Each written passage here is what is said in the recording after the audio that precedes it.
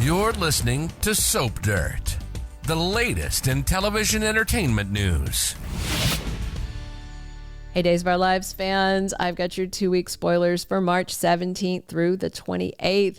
Julie is freaking out. Belle confesses and Johnny attacks. It's Melinda from Soap Dirt. If you are not following us, please reach down, click that subscribe button. Let's get started with what's coming this week. Monday, March 17th, we've got Ava and Melinda running into each other and things are very tense between them. We've not really seen Ava and Melinda in scenes a lot since Crazy Connie was tormenting them both, so I'm interested to see the exact source of this tension. Plus, Kristen tries to protect her mom, Rachel Blake. And the question is she trying to protect her from EJ? Because he was going to go inject Rachel with that forget everything serum, but then he had second thoughts and he put the syringe back in the safe. But this week, he's got the syringe back in his hand, and it looks like he's just not willing to risk his future, which makes sense because Rachel Blake is a total unreliable nutball. Belle confides in Brady on Monday, and he confides in her. Obviously, they are talking about EJ and Ava and where things stand and how complicated it is since there is some overlap now with EJ possibly having had a hand in Ava's kidnapping. And Belle and Brady also spend some time with his daughter, little Rachel Black, hanging out, doing some family time. Rafe and Jada are busy searching for clues on how to prove that EJ pulled another Arnold swap. And Johnny completely loses his temper after hearing from Roman that his dad is a rapist, and after Kate confirmed that not only is EJ a rapist, but it was Sammy that he assaulted. And so Johnny's going to punch EJ square in the face in front of Chanel, who kind of freaks out. But once Johnny explains it, she is definitely going to be Team Johnny on this.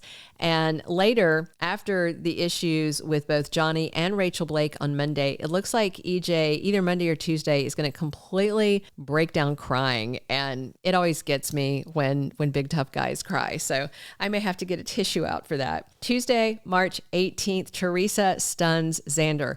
Now, it could be just Teresa being in the town square completely shocks him because they run into each other. Maybe he wasn't expecting her to get out of prison so soon, although she had a 6-month sentence and it's been that many months. Or she mentioned that she got out early for good behavior, I think, something like that, but it's 6-month sentence and it's been 6 months. So it doesn't make sense. There's been a lot of writer changes. I'll just say that.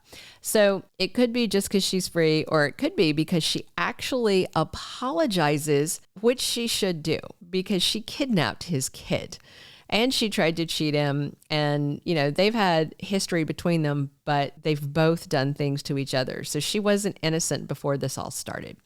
Philip tries to help out Joy, and I wonder if she is going to tell him she's pregnant with Alex's child or just pregnant and stressed out in general.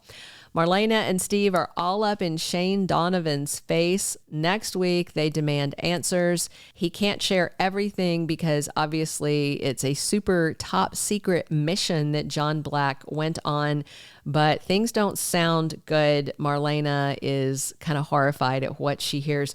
We've also got Steve in scenes with Andrew Donovan this week, and Andrew may leak additional info that his dad Shane did not. Stephanie and Alex agree that they're relieved, and it could be that they're just happy not to have the complication of Joy being pregnant.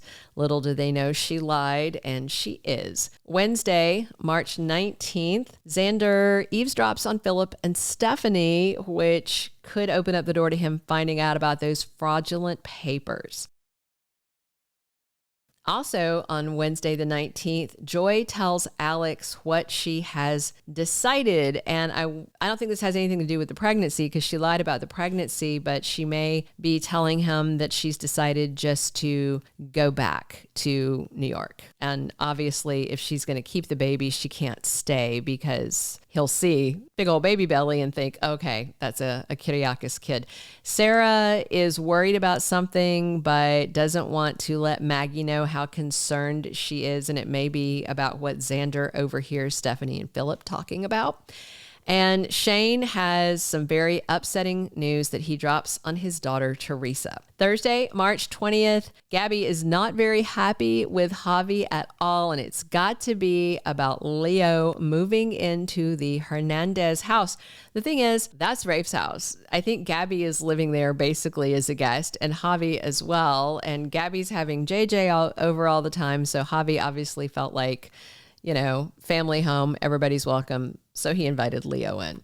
And Gabby's really the only one I think that's going to have a problem with this. EJ completely loses his temper with Kate on Thursday. He is furious that she told Johnny the truth about his conception. And EJ promises Kate that she is going to regret crossing him, and she snaps and screams at him, and it's just going to be a very ugly showdown over at the Brady pub.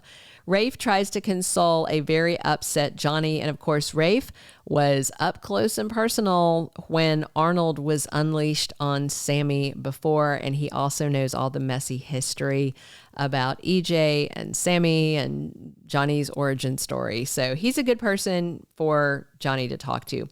Jada has a theory and shares it with Paulina on Thursday. And then going into Friday, March 21st, Julie is completely shocked to see Melinda Trask casually sitting around the bistro wearing the stolen Horton necklace. Now, with Julie are Doug 3 and JJ, and of course, Doug 3 knows exactly what is going on. Julie comes over and confronts Melinda about being in her grandmother's necklace. Holly comforts Tate on Friday, and Kristen's mom, Rachel Blake, is arguing with EJ again. So the scene with the syringe could be on Friday or it could be on Monday. It depends on if EJ's still in the same outfits. But the big problem with Rachel Blake is she is the one person who could send EJ to prison if she blabs about watching Rafe for him. So far, Rafe's memories aren't returning, so EJ is less worried about that and more worried about Kristen's mom right now.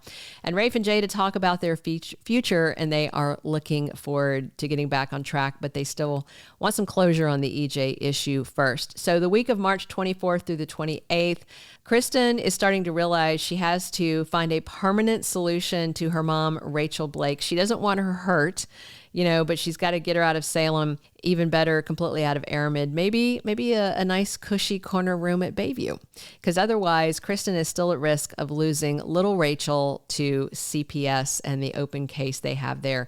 EJ's time is running out. Belle kicked him to the curb. Johnny punched him in the face. He might face prison, and he's about to be shot. And Sammy is back soon to dive into this Johnny and EJ mess that is long overdue to come out.